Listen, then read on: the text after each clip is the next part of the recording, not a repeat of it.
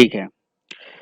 तो अभी तक क्या हमने देखा भाई? अभी तक हमने ये देखा कि हमारा एंड्रॉयड स्टूडियो जब हम इंस्टॉल कर लेते हैं तो इंस्टॉलेशन के टाइम पे ही नेक्स्ट नेक्स्ट का ऑप्शन आता है। इंस्टॉलेशन टाइम पे नेक्स्ट नेक्स्ट करके आप क्या कर सकते हो,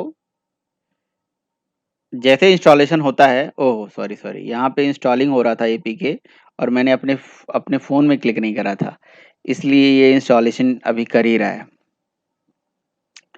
ठीक है, अभी जो है मैंने इसे इंस्टॉल पे क्लिक कर दिया है तो ये वाइज़र मेरे फ़ोन में इंस्टॉल हो रहा है। पता नहीं क्यों बार-बार इंस्टॉल करवाता है। ठीक है, तो ये मेरा फ़ोन जो है आपके स्क्रीन में इस तरह से यहाँ कास्ट हो गया, यहाँ दिख गया, राइट? चलिए, बढ़िया है। और आप लोगों को मैंने एंड्रॉयड स्टूडियो यहाँ से ओपन करना ये तो बता ही दिया था कि यहाँ से हमारा एंड्रॉयड स्टूडियो चलेगा। और जब एंड्रॉयड स्टूडियो पे आप नेक्स्ट नेक्स्ट करते हो तो इंस्टॉलेशन के टाइम पे ही नेक्स्ट नेक्स्ट नेक्स्ट करके आप आते हो तो ऑलरेडी एक ऐप बन के आ जाता है। और ये ऐप को रन करने के लिए मैंने आपको बताया था बहुत सारे तरीके। एक तरीका ये है कि आप यहाँ बिल्ड ऑप्शन में जाइए, है ना, बिल्ड ऑप्शन में जाइए और यहाँ पे एक ऑप्शन आता है बिल्ड एपीके, है ना, बिल्ड एपीके ऑप्शन आता है। तो बिल्ड एपीके पे जाके यहाँ से एपीके बिल्ड करिए। और अगर आपका फोन मान लो नहीं कनेक्ट हो रहा है समहाउ, या कोई दिक्कत आ रही है, बहुत प्रॉब्लम आ रही है, तो बस यहाँ बिल्ड एपीके पे क्लिक करोगे तो ये एपीके बिल्ड करके आपको दे देगा और उसको अपने फोन में मैनुअली डाल दीजिए, है ना, फोन के अंदर मैनुअली इंस्टॉल कर लीजिए। नहीं चल रहा है तो वो तो मतलब इनडायरेक्ट तरीका हो गया।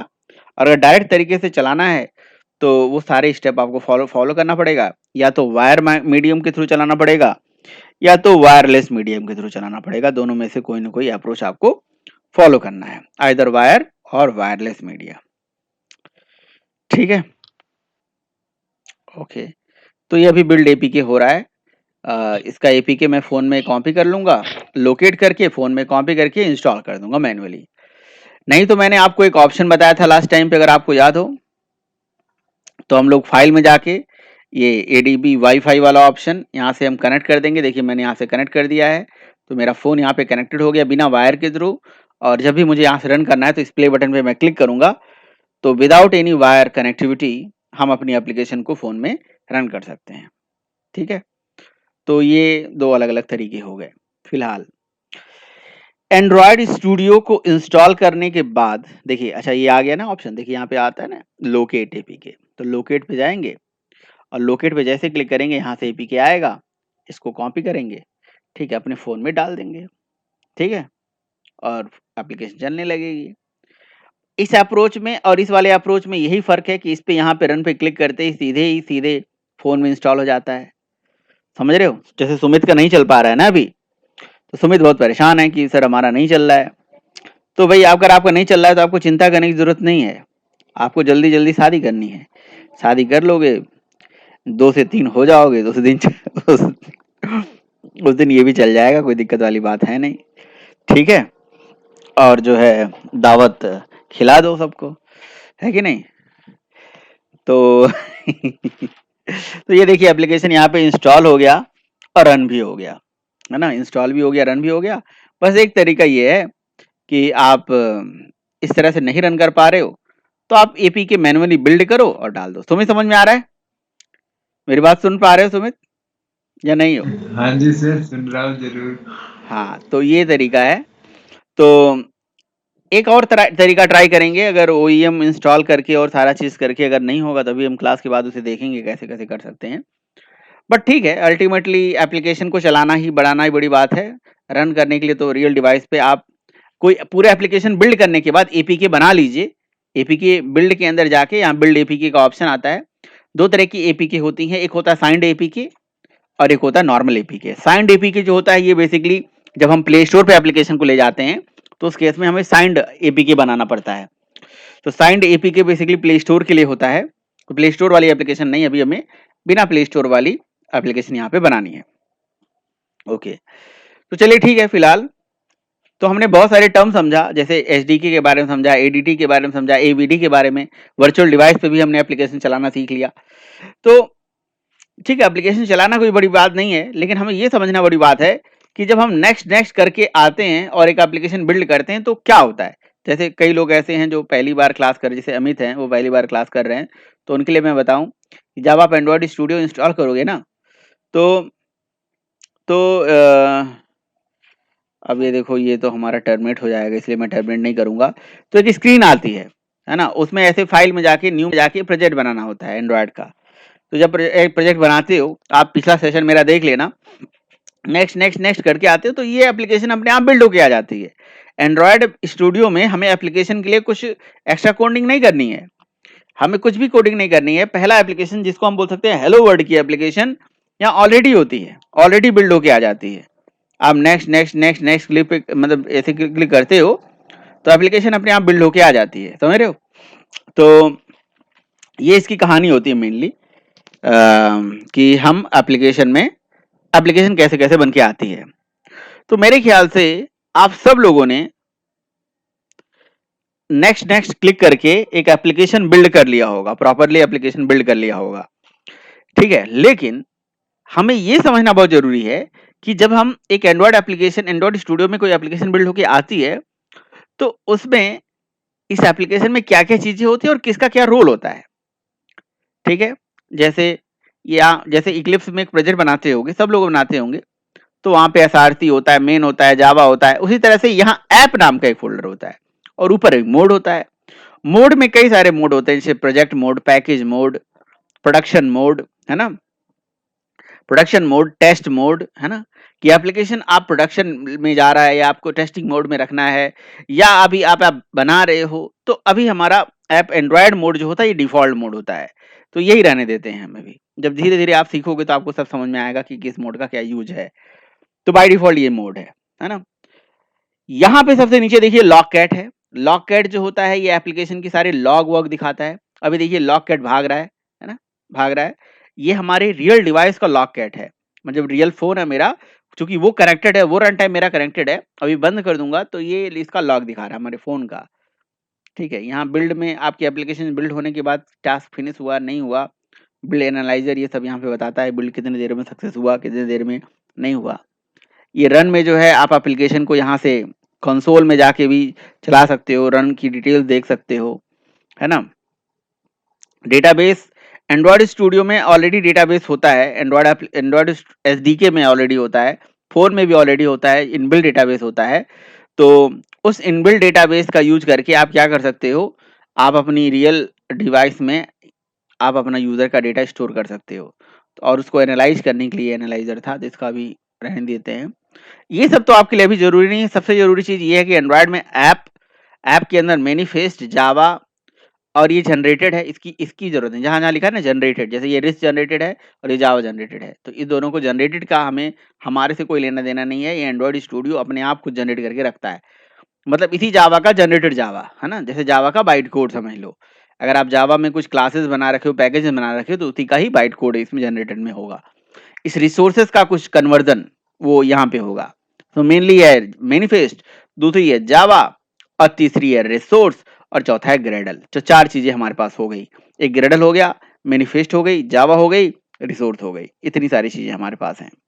तो एक एक करके हम समझते हैं।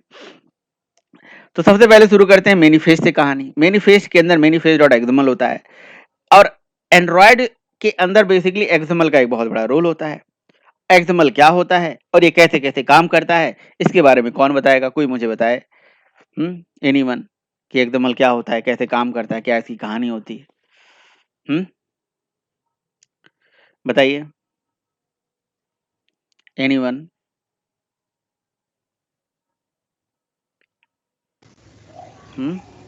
सर बेसिकली ये हमारा जो एक्सएमएल एक्सएमएल बेसिकली एक लैंग्वेज है, स्क्रिप्टिंग लैंग्वेज ही होती है, जैसे कि एचटीएमएल होती है।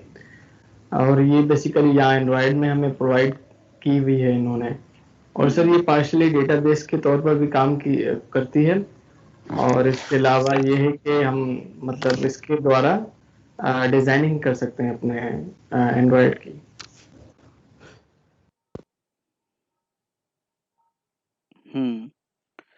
और बताइए, और कोई। सर एंड्रॉइड मैनिफेस्ट होता है एक्चुअली, ये सबसे पहला पेज होता है जो कि एंड्रॉइड पढ़ता है कि कौन सा पेज मुझे पहले चलाना है। और इसमें कौन कौन से फीचर दे रहे हैं, जैसे इंटरनेट का कनेक्शन हमें चाहिए या इस तरह की चीजें, तो वो पहला पेज ही होता है जिसको वो पढ़ता है। ओके। ये सर ये हमारे एप्लीकेशन सर की सर एक्सएमएल एक मार्कअप लैंग्वेज होता है जो कि किसी लैंग्वेज समय को जोड़ता है। हम्म, इंटरलाइजेशन ऐसे कुछ कहते हैं सर, वो भी करता है सर, हेल्प करता है किसी लैंग्वेज से जोड़ने में, चाहे वो जावा हो चाहे कोई और लैंग्वेज भी हो सर, किसी भी लैंग्वेज से जोड़ सकता है वो। और ये एंड्रॉइड में से बेसिकली ये जोड़ने का भी काम करता है, डिजाइनिंग का भी काम करता है कि हम अगर एक्सएमएल नहीं हो तो ये हमसे जावा प्रोग्राम से जुड़ेगा ही नहीं, चाहे जावा का चाहे कोई और प्रोग्राम भी हो, C++ हो चाहे कोई और ही प्रोग्राम हो, तो फिर वो काम करेगा ही नहीं। बेसिकली वो एक्सएमएल ही प्रोवाइड करता है जुड़ने का काम। नहीं, हमने मैनिफेस्ट, जैसे सरिता मैम ने बताया कि मैनिफेस्ट क्या करता है, तो मुझे उसके बारे में नहीं जानना था। मैं तो बस आपको एक्सएमएल के बारे में पूछ रहा था, ये एक्सएमएल क्या है और इससे क्या फायदे हैं। तो एक्सएमएल एक बेसिकली मार्कअप लैंग्वेज है, जिसका फुल फॉर्म है एक्सटेंसिबल मार्कअप लैंग्वेज, जिसके अंदर कुछ बने बनाए हुए टैग होते हैं, यूजर भी बना सकता है टैग। तो बेसिकली एक्सएमएल और एचटीएमएल में यही मेजरली डिफरेंस है कि एचटीएमएल जो है होते हैं उनमें इनबिल्ट टैग होते हैं, लेकिन एक्सएमएल में जो होते हैं वो हम भी बना सकते हैं और इनबिल्ट टैग भी हम यूज कर सकते हैं, ये चीज है। और HTML can only present the data, means show the data, या ये कह सकते हो कि ये डेटा को डिजाइनिंग के लिए यूज होता है, but XML can design as well as describe the data, means data को डिजाइन करने के साथ डिस्क्रिप्शन भी प्रोवाइड कर सकता है।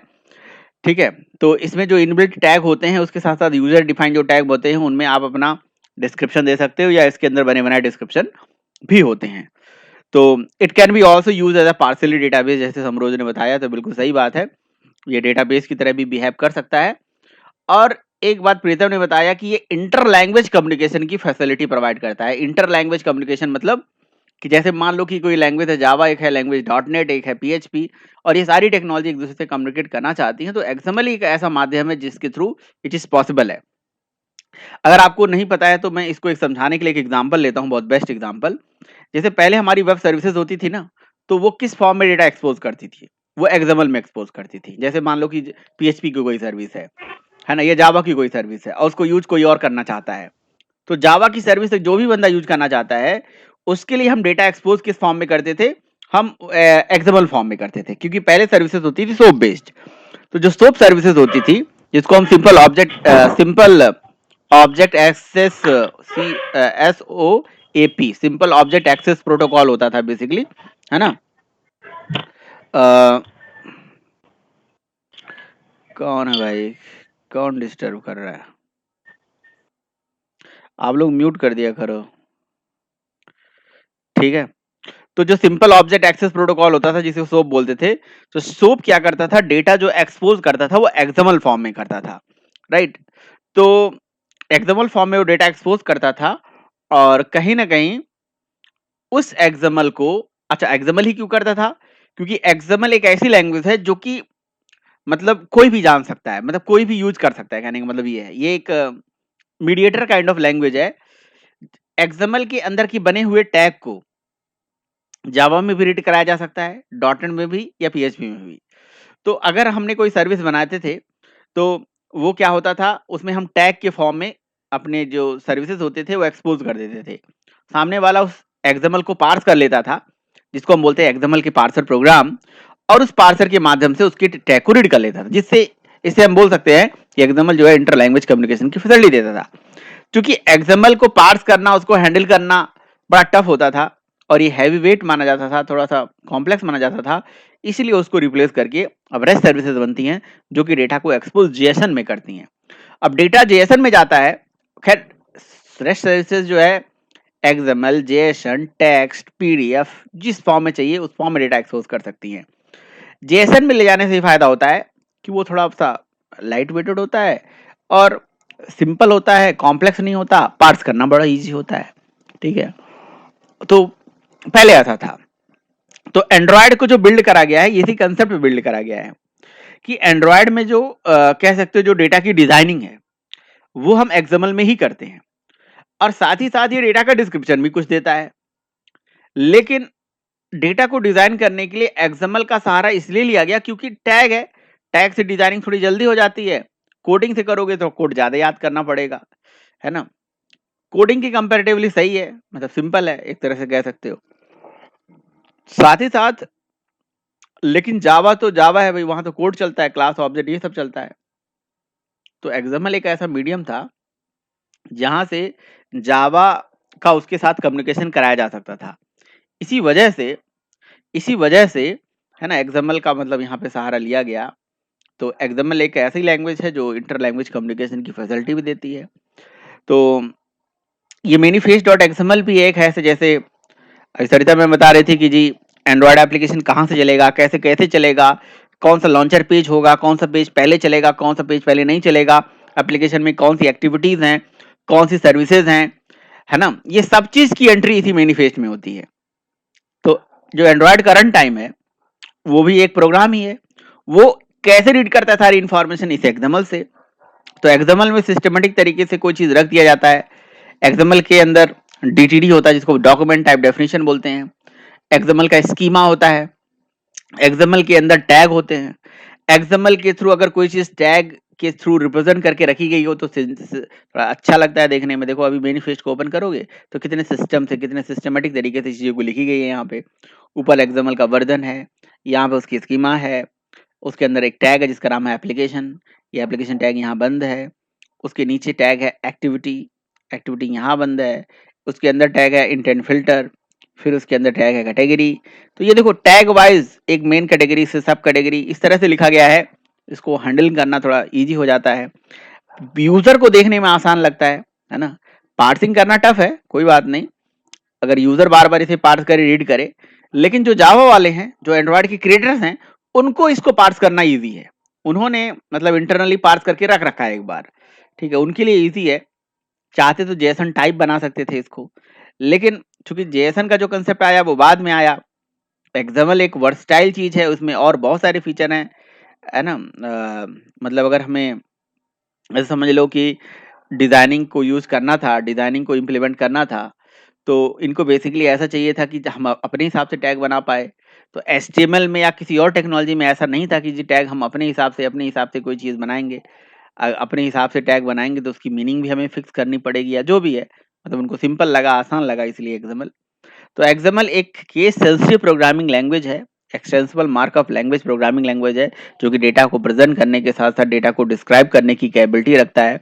It can be also use as a partial database, it can hold the data, it can design the data as well as it can describe the data, ठीक है। तो and this language have the capability to providing the communication between other technologies, ठीक है। XML के अंदर जो tag के through जो भी चीज लिखी जाती है वो एक्सएमएल में अगर बनी है तो उसको रीड कराने के लिए प्रोग्रामिंग कहीं पे भी करा जा सकता है। मतलब इसके पार्सर किसी भी टेक्नोलॉजी में लिखे जा सकते हैं, जिसको हम एक्सएमएल पार्सर्स बोलते हैं। तो दैट्स वाई इसीलिए एक्सएमएल है। और फिलहाल मैनिफेस्ट डॉट एक्सएमएल की जो कहानी है वो वही है जो कि आप लोग पहले से भी में भी कुछ लोग जानते हैं कि एप्लीकेशन का सारा कंट्रोल यहीं से करता है एंड्रॉयड का रन टाइम। एंड्रॉयड का रन टाइम सबसे पहले मैनिफेस्ट डॉट एक्सएमएल से एप्लीकेशन का पैकेज देखता है, एप्लीकेशन का बैकअप। देखो यहाँ पे अब सारी चीजें जो लिखी गई हैं वो एक टैग के माध्यम से लिखी गई हैं। ये सारे टैग जो लिखे गए ना, ये सारे टैग जो आप देख रहे हो, Android colon, Android colon, Android colon, ये एंड्रॉयड के कस्टम टैग हैं। जैसे आप जेएसपी में कस्टम टैग पढ़ते हो, कस्टम टैग में आपको पहले बताया जाता है कि पहले प्रीफिक्स होता है फिर सफिक्स होता है। तो एंड्रॉयड वालों ने अपना प्रीफिक्स दे रखा है जिसका नाम है एंड्रॉयड। तो एक टैग है, टैग के अंदर की जो वैल्यूज हैं एंड्रॉयड कॉलन। एंड्रॉयड तो फिक्स है, पहला क्या है, और कॉलन करके value, icon, label, round icon, support icon, theme, इस तरह से लिखी गई है। इनका सिंटैक्स है, जनरल सिंटैक्स है। तो मतलब पूरा होल सोल है, यहाँ से एप्लीकेशन यहीं से चलती है।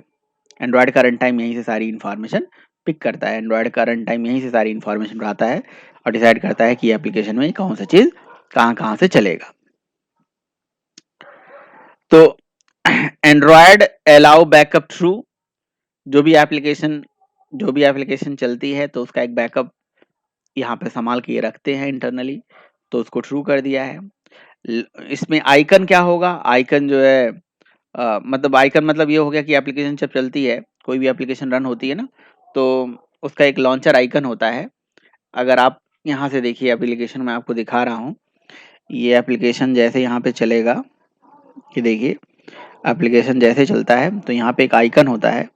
जैसे जितने भी आइकन दिख रहे हैं आपको एप्लीकेशन के यहाँ पे हैं, तो इसमें जो हमारी एप्लीकेशन थी का क्या नाम था, हमने ऐप का कुछ नाम लिया भी था, माय फर्स्ट एप्लीकेशन, उसका आइकन देखिए यहाँ पे है, ये लॉन्चर आइकन है, ये भी यहीं से डिसाइड होता है ना। तो देखिए यहाँ पे आइकन में लिखा हुआ है icon is equal to @MIP map के अंदर IC लॉन्चर करके कोई प्रोजेक्ट मतलब वो आइकन पड़ा हुआ है। तो ये बेसिकली रिसोर्स फोल्डर के अंदर होगा, है ना। तो रिसोर्स के अंदर देखिए मिप मैप होता है, और इस मिप मैप के अंदर IC लॉन्चर, और IC लॉन्चर में यहाँ पे देखिए ये चीज़ पड़ी हुई है ना। तो यहाँ से ये चीज़ पिक करता है, ठीक है। ये एप्लीकेशन का लेबल का नाम है, लेबल का नाम मतलब एप्लीकेशन पे जो सबसे टॉप पे लिख के आता है, ये देखिए एप्लीकेशन यहाँ पे लिख के आ रहा है, इसके लेबल का नाम यहाँ पे है, ये देखिए इस पे लेबल का नाम फर्स्ट ऐप करके आ रहा है, वाइट कलर में बहुत छोटा सा दिख रहा है ना, फर्स्ट ऐप। ये देखिए ऊपर भी यहाँ पे दिख रहा है first app, my first app. तो ये लेबल होता है बेसिकली। और मतलब बहुत सारी ऐसी इंफॉर्मेशन होती है जो यहाँ से ये पिक करता है, राउंडेड आइकन वगैरह वगैरह। अभी मैं बाकी आपको चीज़ें बताऊंगा इसमें क्या क्या चीज़ें होती हैं डिटेल में। ओके, चलिए, तो ये चीज़ हो गया कि एप्लीकेशन में यहीं से डिसाइड होता है। अच्छा, यहीं से ये भी डिसाइड होता है कि कौन सा हमें प्रोग्राम में कौन सा जावा कॉल करना है, कौन सी एक्टिविटी कॉल करनी है। तो देखिए एक्टिविटी जो होती है यहाँ पे स्क्रीन होती है जो यूजर के सामने दिखती है, जिसको डिटेल में आगे बताऊंगा। तो यहाँ पे लिखा हुआ डॉट मेन, डॉट का मतलब करंट डायरेक्टरी। तो करंट डायरेक्टरी में मेन एक्टिविटी नाम से कोई फाइल यहाँ पे पड़ी होती है, जिसको ये कॉल करता है यहाँ से। ये देखिए मेन एक्टिविटी हो गई। तो मेन एक्टिविटी को यहाँ से ये कॉल करता है, और मेन एक्टिविटी से यहाँ से जैसे इसे कॉल करेगा, ये देखिए मेन एक्टिविटी जैसे यहाँ से कॉल होगी, है ना। इस पर्टिकुलर एक्टिविटी के कॉल होते ही ये एक जावा फाइल होती है जो कि किसी बनी बनाई क्लास को एक्सटेंड करती है, और इसने यहाँ पे इंटरनली देखिए क्या कर रखा है, किसी मेथड को यहाँ से इसने ओवरराइड करके रखा हुआ है, ठीक है। और इसके माध्यम से ये इंटरनली एक आर के अंदर एक मेन एक्टिविटी को ओपन करता है। आर मतलब रिसोर्स होता है, यहाँ पे देखिए ये रिसोर्स है, और रिसोर्स के अंदर यहाँ पे लेआउट के अंदर ये देखिए मेन एक्टिविटी है। इस एक्टिविटी में यहाँ पे मतलब एक्सएमएल है बेसिकली, यहाँ पे इसकी पूरी डिजाइनिंग होती है। तो कोड कहाँ से शुरू होता है, इस मैनिफेस्ट से। मैनिफेस्ट से क्या कॉल होती है, ये क्लास, और क्लास किसको कॉल करता है, इस एक्सएमएल को। तो इस तरह से सारा कंट्रोलिंग देखा जाए तो मैनिफेस्ट से कॉल हुई जावा फाइल, और जावा फाइल ने कॉल कर दिया किसको, इस रिसोर्स के अंदर बने हुए आपके एक्सएमएल को, ठीक है। बताइए इतनी बात समझ में आ रही है। मैनिफेस्ट से जावा कॉल हुई, और जावा से क्या कॉल हुई, जावा से कॉल हुई आपकी पर्टिकुलर एक्सएमएल। कोई दिक्कत बताइए। No sir. सर ये जो एंड्रॉइड मैनिफेस्ट एक्सएमएल में एक जगह आपने बताया था, इस पेज को आप प्लीज ओपन कर दीजिए। हाँ, ये अलाउ बैकअप वाला ये क्या है सर, जो ट्रू लिखा हुआ है? ये इंटरनली ये लोग करते हैं कि भाई अगर आप मतलब एक एप्लीकेशन का जो है बैकअप ये अलाउ करके रखते हैं बाय डिफॉल्ट, कि जो मतलब एप्लीकेशन चलती है, चलने से पहले उसका एक, जैसे एप्लीकेशन को आप सिंक विंक करते हो ना, तो दोबारा सिंक करते हो तो वो बैकअप वहीं से कॉल कर लेते हैं ये। ओके। और यहाँ पे देखिए आइकन तो ये हो गया, लेबल ये हो गया। आरटीएल का मतलब होता है कि वो जो कोडिंग आप करते हो तो या तो right to left, left to right, समझते हो ये सपोर्ट आरटीएल? हाँ सर। आरटीएल का क्या मतलब हुआ?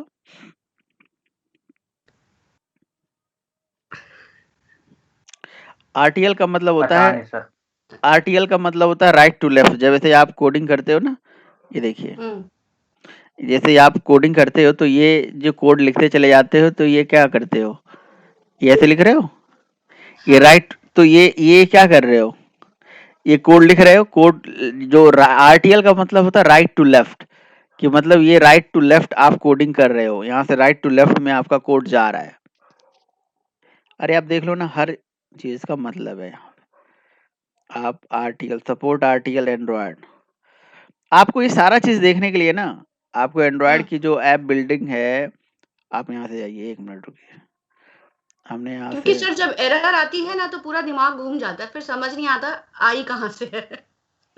ये देखिए, ये सपोर्ट आर्टिकल क्या मतलब है, यहाँ से सर्च कर लीजिए। देखिए, आर्टिकल का मतलब होता है राइट टू लेफ्ट, फॉल्स कर दोगे, what is the use of this article in the manifest. तो देखिए इसका मतलब क्या है, declaration declares whether your application is willing to support RTL layout. If set to true, then target SDK version 14 or higher. RTL will be activated and used system so your app can display RTL layouts.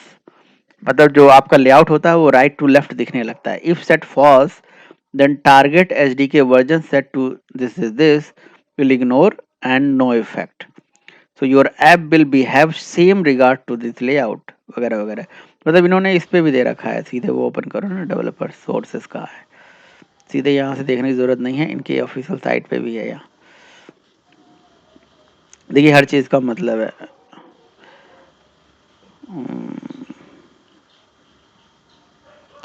इतनी सारी चीजें यहाँ पे हो सकती हैं, देखिए सबका डिस्क्रिप्शन लिखा हुआ है। म्यूट कर लीजिए आप लोग प्लीज, किसने म्यूट नहीं करा है।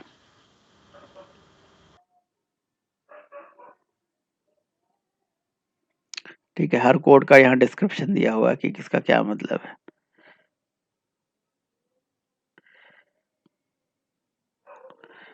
बैनर डिबगिंग इनेबल, यहाँ पे आपको आरटीएल यहाँ पे सर्च करना पड़ेगा। ठीक है, इसमें देख लीजिएगा आप, जो मैंने आपको बताया वही सारी बातें हैं। ठीक है, लेकिन इसमें जरूर देखिएगा, इसमें कई सारे ऑप्शंस हैं जिनकी जरूरत आपको पड़ सकती है। देखिए जब आपको एरर आता है तो दिमाग क्यों घूम जाता है, मैं आपको बता रहा हूँ कि इसमें दिक्कत क्या आती है। दिक्कत ये आती है कि हमें कोड को समझना है, हमें चीज़ों को समझना है, हमें प्रोजेक्ट का फ्लो समझना है, हमें ये समझना है कि किस चीज़ का कहाँ यूज है और कैसे कैसे क्या चीज़ काम करती है। जब आपको सब कुछ समझ में आ जाएगा, फिलहाल ये सब जो ऑप्शन है ये डिफ़ॉल्ट सेटिंग है, इस डिफ़ॉल्ट सेटिंग में हमें कुछ करने की ज़रूरत होती नहीं है वैसे। हाँ, लेकिन थीम्स थीम्स जो है, ये थीम्स हो गया, ये ज़रूरी चीज़ होती है। ये बाय डिफ़ॉल्ट स्टाइल थीम यहाँ पे पड़ा हुआ है, ये उठाता है। अभी मैं कुछ चीज़ें आपको ये रोकता हूँ, अब यहाँ से मैं सारी चीज़ें रोकता हूँ, आपको पहले कुछ और बातें बताना चाह रहा हूँ। ठीक है, वो बातें ये हैं कि मैनिफेस्ट में एप्लीकेशन की सारी इन्फॉर्मेशन होती है, कौन सी स्क्रीन पहले चलेगी, कैसे चलेगी, ये सब होती है। लेकिन जो हमारी यहाँ से जावा फाइल होती है, जावा फाइल इंटरनली लेआउट को कॉल करती है। अब लेआउट पड़ी होती है रिसोर्स के अंदर, तो रिसोर्स में और क्या-क्या चीज़ें पड़ी होती हैं, ज़रा इसको हम समझते हैं। देखिए रिसोर्स के अंदर बेसिकली, रिसोर्स का मतलब क्या होता है, रिसोर्स का मतलब एक एप्लीकेशन में जो कुछ भी यूज हो रहा है सब रिसोर्स है। जैसे एप्लीकेशन में इमेज यूज होगी, एप्लीकेशन में कोई एक्सएमएल यूज होगी, एप्लीकेशन में कोई कलर यूज होगी, पिक्चर यूज होगा, तो सब कुछ रिसोर्स कहलाता है। यहाँ पे कोडिंग के अलावा जो कुछ भी एप्लीकेशन में यूज हो रहा है, everything is the resource. Risk का मतलब रिसोर्स। रिसोर्स में 4 फोल्डर हैं, ड्रॉएबल है, लेआउट है, मैप एंड वैल्यूज है। ठीक है, 4 फोल्डर है, मतलब शुरू में 4 चीजें थी, मैनिफेस्ट था, जावा था और रिसोर्स था और ग्रेडल था। तो जो हमारी रिसोर्स फोल्डर है, रिसोर्स में ड्रॉएबल होता है, लेआउट होता है, मैप होता है। अच्छा, ड्रॉएबल किस लिए होता है? ड्रॉएबल जो फोल्डर होता है ये बेसिकली आपकी, सपोज करो आपके पास कोई एक्सएमएल रिसोर्स है, वो एक्सएमएल रिसोर्स किस टाइप का है, लाइक कोई शेप का है ना, कोई शेप है आपके पास, या कोई डायग्राम है, या कोई वेक्टर आइकन है। मतलब आप आइकन, डायग्राम, शेप, ये सब एक्सएमएल से भी बना सकते हो, है ना, कोडिंग करके बना सकते हो एक्सएमएल के माध्यम से। जैसे आप देखते होगे छोटे छोटे आइकन होते हैं हमारे पिक्चर्स, जैसे लॉगिन बटन के साथ आइकन दिखते हैं, शेयरिंग का मतलब जो, जिसको हम बूटस्ट्रैप की भाषा में क्या बोलते हैं उसे, बूटस्ट्रैप की भाषा में क्या बोलते हैं, कौन से आइकन, फेबोनिक आइकन ऐसे कुछ करके होता है। तो उस टाइप के आइकन्स जो है ना, एक्सएमएल में एंड्रॉयड स्टूडियो बनाने की फैसिलिटी देता है। ठीक है, और यहाँ पे उसको वेक्टर आइकन बोला जाता है। वेक्टर आइकन को बनाना, एक्सएमएल के थ्रू शेप को बनाना, एक्सएमएल के थ्रू कुछ डायग्राम बनाना, वो सब आप ड्रॉएबल के अंदर रखो। मतलब आपके पास कोई ऐसा स्टैटिक रिसोर्स है, वो सब इसी में रख दो, ठीक, ओके। लेकिन आप जो प्रॉपर एक एप्लीकेशन में जो डिजाइनिंग करते हो, मतलब ऐप जो पूरा लुक देता है, मतलब कोई भी ऐप आप अपने सिस्टम में ओपन करके देख लो, कोई भी ऐप ओपन करके देखोगे तो उसका जो, जैसे पेटीएम का ऐप ओपन करोगे तो वहां पे एक स्क्रीन आती है, उसके अंदर सब स्क्रीन होती है, उसके अंदर कई छोटे छोटे पार्ट होते हैं, मतलब पूरी स्क्रीन की डिजाइनिंग का काम जो होता है वो लेआउट में होता है। ऐसा हो सकता है कि लेआउट में आप ड्रॉएबल को यूज कर रहे हो, ऐसा हो सकता है ना। ऐसा ही होता है बेसिकली, कि एक लेआउट का मतलब पूरी स्क्रीन की बात हो रही है ना, जिसमें आप टेक्स्ट लोगे, बटन लोगे, कंटेनर लोगे, कंपोनेंट्स लोगे, रिसाइकलर लोगे, बहुत सारी चीजें होती हैं जो इसमें यूज करी जाती है। ये भी एक एक्सएमएल फाइल होती है ना। सर चेंज कैसे करते हैं लोग लेआउट? सब चेंज होगा, काहे चिंता कर रहे हो, पहले पढ़ तो लें, जान तो लें, सब चेंज होगा, चिंता नहीं करिए, ठीक है। फिर इसके बाद आ जाता है मिप मैप। तो मिप मैप जो होता है ये स्पेशली लॉन्चर आइकन को रखने के लिए होता है। ये इसका एक ही पर्पज होता है, लॉन्चर आइकन। लॉन्चर आइकन मतलब जो आइकन जो मैं आपको दिखाया था ना, स्क्रीन में दिखता है, जिसको जैसे पेटीएम का ऐप ओपन करने जाते हो तो अपने सिस्टम पे पेटीएम के ऐप की क्लिक करते हो ना, तो जो ऐप जो आपके सामने दिखता है वही लॉन्चर आइकन, जिससे ऐप को लॉन्च करा जाता है। तो वो लॉन्चर आइकन स्मॉल डिवाइसेस के लिए होता है, बड़े डिवाइसेस के लिए होता है। तो इसके लिए आईसी लॉन्चर के अंदर 6 करके फोल्डर बना है। 6 का मतलब जी, ये 6 अलग अलग साइजेस के हैं, HDPI, LDPI, MDPI, XDPI। तो ये जो लिखा हुआ है ये सब डेंसिटी इंडिपेंडेंट पिक्सल कहलाते हैं। डीपी मतलब पिक्सल, डिपेंडेंट इंडिपेंडेंट पिक्सल। तो HDPI मतलब higher, medium, extra, extra density independence pixel, extra large, ऐसे करके है ये सब, है ना। तो बहुत सारे ये मतलब लॉन्चर आइकन होते हैं, जो ये कहता है कि आप कोई भी लॉन्चर आइकन रखोगे तो उसका मैं 6 कंपोनेंट संभाल के रख लूंगा, और जब एप्लीकेशन बड़े डिवाइस में चलेगी तो बड़ा आइकन यूज कर लूंगा, छोटी डिवाइस में चलेगी छोटा आइकन यूज कर लूंगा। इस तरह से रिस्पॉन्सिवनेस को ये मतलब अचीव करने के लिए है, ये खुद ही यूज करता है। आपको कोई लॉन्चर आइकन कभी चेंज करना भी होगा तो यहीं से आप राइट क्लिक करके और यहाँ पे न्यू करके आप लॉन्चर आइकन या न्यू में जाके यहाँ से आप ये देखिए इमेज एसेट्स है, वेक्टर एसेट्स है, तो इमेज एसेट में जाके इसको आइकन को चेंज कर सकते हैं। आगे मैं आपको चेंज करना बताऊंगा। अच्छा ठीक है, तो ये हो गया हमारा मिप मैप। और एप्लीकेशन में जो वैल्यूज होती हैं, वैल्यूज जो भी वैल्यू आप यूज करते हो, वैल्यू मतलब चाहे कलरिंग के लिए वैल्यू यूज करो, चाहे कोई वैल्यू जैसे जैसे आप टेक्स्ट वैक्स लिखते हो ना, आपका नाम, एज, आईडी वगैरह वगैरह, जो भी टेक्स्ट यूज करते हो एप्लीकेशन में वो सब स्ट्रिंग में रखना चाहिए।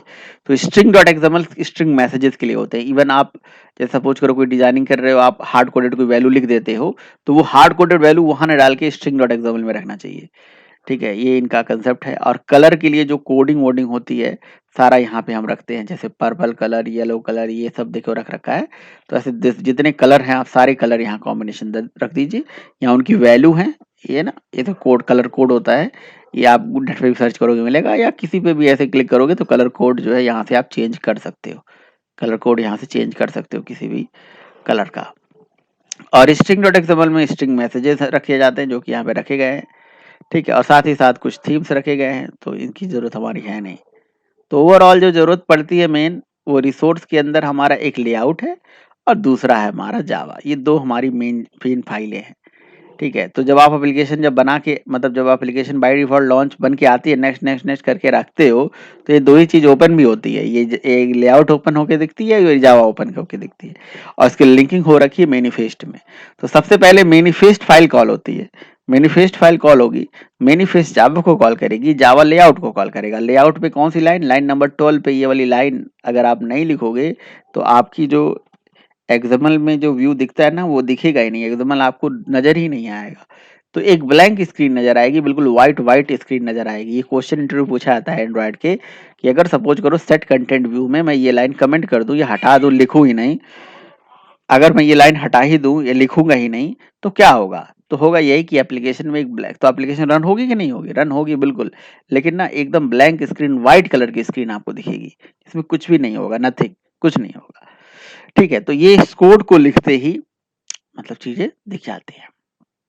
अब एक बात हमें समझनी है, वो बात ये है कि सर ये जो मैनिफेस्ट है, चलो यहाँ से ये मतलब आप ओवरऑल क्या देख पा रहे हो? ओवरऑल ये देख पा रहे हो कि एक तरफ जावा और एक तरफ एक्सएमएल, तो कभी जावा कभी एक्सएमएल।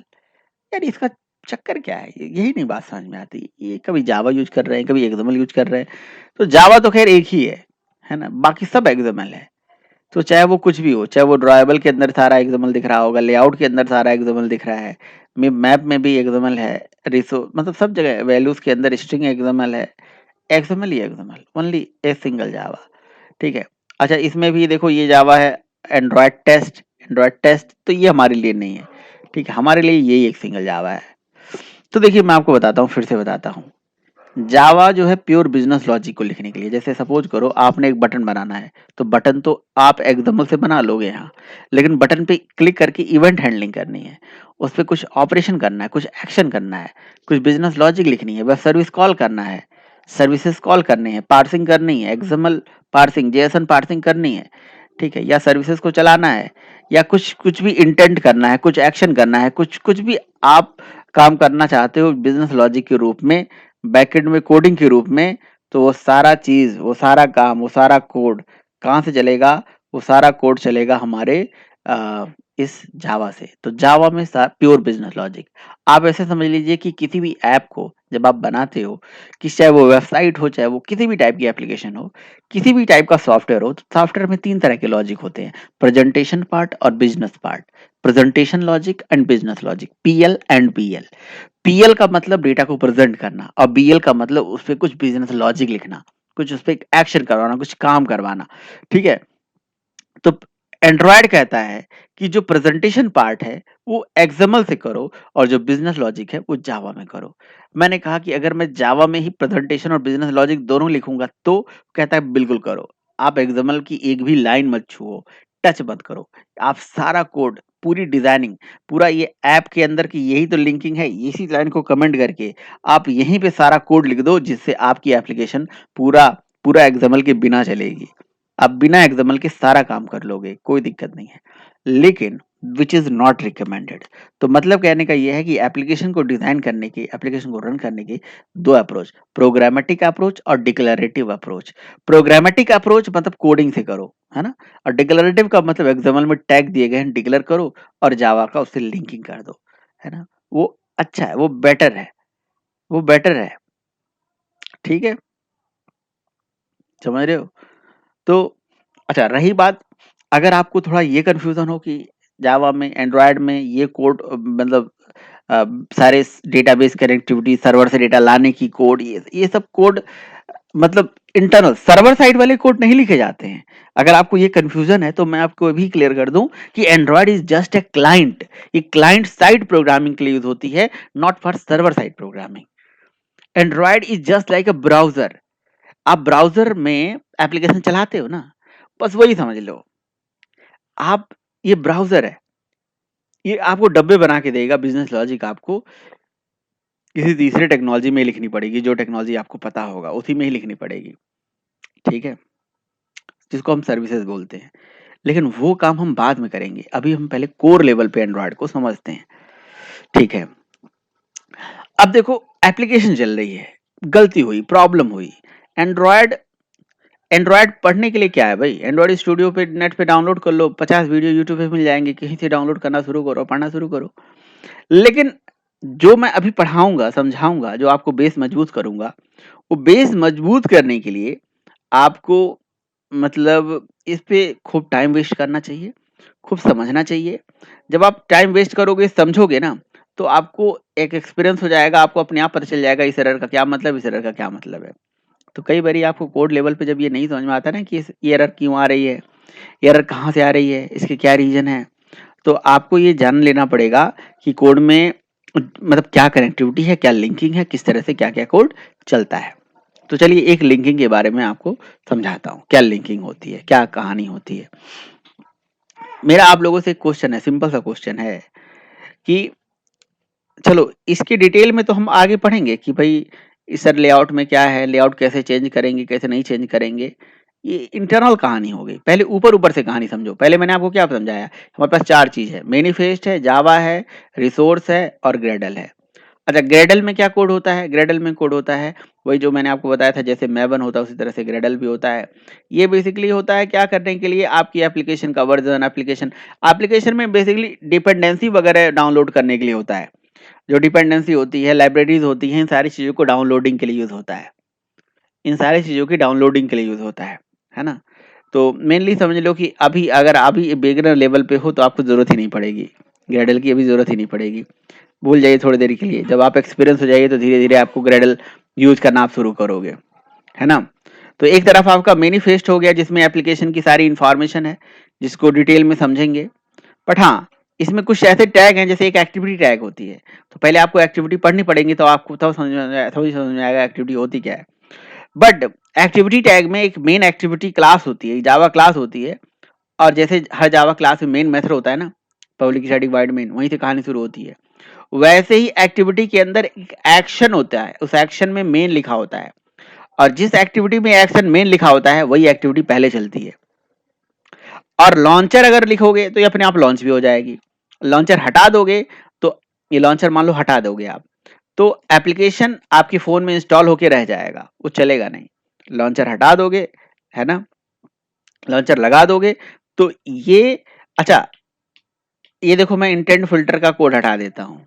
इंटेंट फिल्टर जो कोड होता है वो ये बताता है, ये कोड जिस एक्टिविटी के साथ लगा होगा वो एक्टिविटी में क्या लगा है वो डिपेंड करता है। अगर वो मेन लगा होगा तो इसका मतलब ये हो गया कि ये एक्टिविटी पहले चलेगी, और लॉन्चर लिखा है जिसका मतलब वो लॉन्च होकर आपके फोन में आ जाएगी।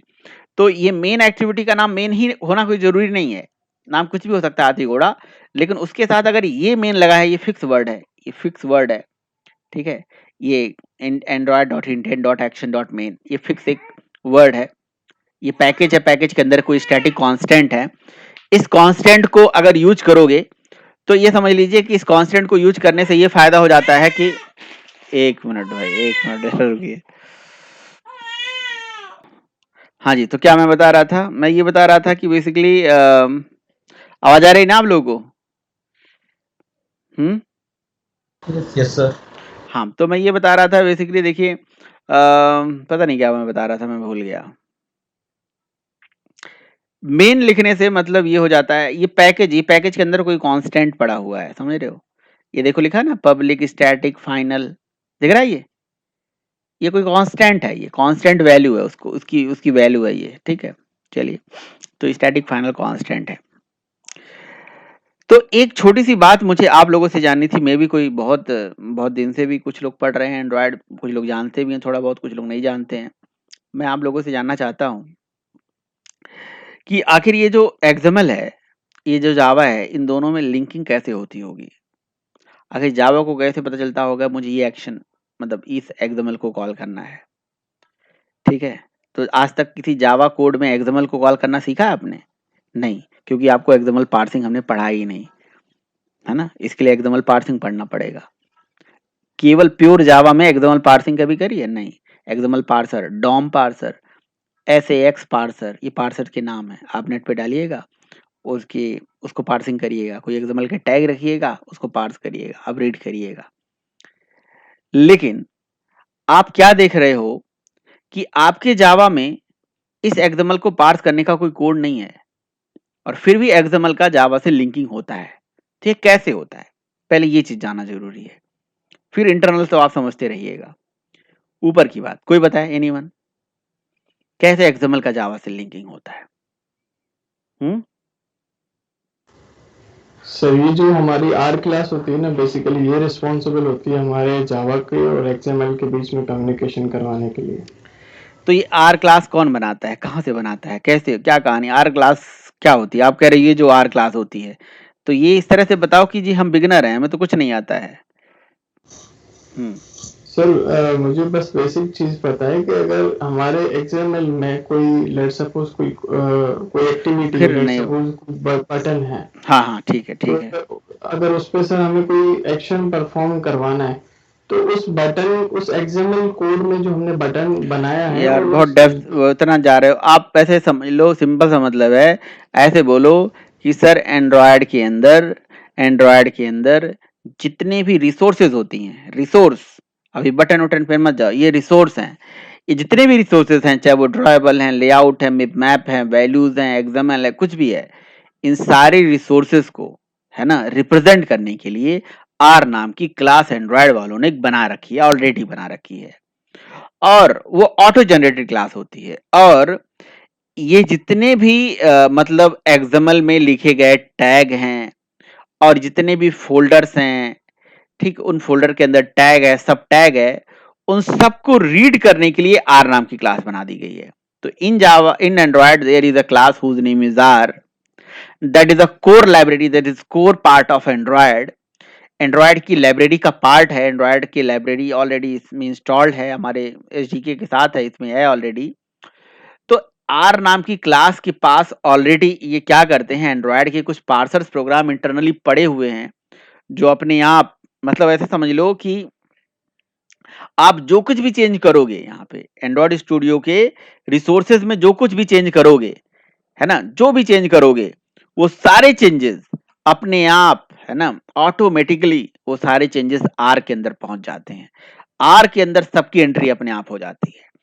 कैसे हो जाती है? Parser programme. एंड्रॉयड वालों ने एक्सएमएल के अंदर की सारी चीजों को रीड करने वाले पार्सर्स ऑलरेडी बना रखे हैं। वो अपने आप उनकी लाइब्रेरी के डिफॉल्ट, मतलब कह सकते हो, कोड है, और वो कोड ऑटोमेटिकली आईडीज में चलते हैं। जैसे कंपाइलर ऑटोमेटिकली चलता है, ऐसे ये भी चलते हैं। वो अपने आप क्या करते हैं, रिसोर्सेस को उठा के आर नाम की क्लास में रख देते हैं। और आर नाम की क्लास एक इनबिल्ट क्लास होती है एंड्रॉयड की, एंड्रॉयड वालों ने बना के रख रखा है। और उस आर क्लास में इन जितने भी फोल्डर्स हैं, इन सारे फोल्डर के लिए क्लासेस बना रखी हैं। तो आर तो एक क्लास है ही, लेकिन उसके अंदर भी क्लासेस हैं जो कि स्टैटिक नेस्टेड क्लासेस हैं, जिसका नाम है ड्रॉएबल। ठीक है। इसी के अंदर एक क्लास है जिसका नाम है लेआउट। ऐसे ये सब क्लासेस कैसी हैं? ये सब नेस्टेड क्लासेस हैं, they are all nested classes of R class. ठीक है। तो पहली बात तो ये हो गई कि आर एक ऑटोमेटिक जनरेटेड क्लास होती है। इस क्लास, ये लाइब्रेरी का इनके पार्ट है। इस क्लास के अंदर ऑलरेडी ये क्लास बनी होती है, जिस सारे फोल्डर के लिए क्लास बनी होती है। उन फोल्डर के एक्सएमएल के लिए क्लास बनी होती है। उनके अंदर इन एक्सएमएल के लिए फील्ड बनी होती है। जैसे जैसे ड्राइवल के अंदर ये है ना एक्सएमएल, तो इस एक्सएमएल के लिए एक अलग से फील्ड बनी होती है। यानी कि फोल्डर के लिए क्लास है और एक्सएमएल के लिए फील्ड है, और फील्ड के अंदर की जो भी चीजें हैं उनके लिए भी कुछ ना कुछ वैल्यूज हैं। समझ रहे हो? तो जैसे लेआउट है, अगर आप एक चीज ध्यान से देखो तो ये आर के अंदर लेआउट, तो आर क्या है? क्लास।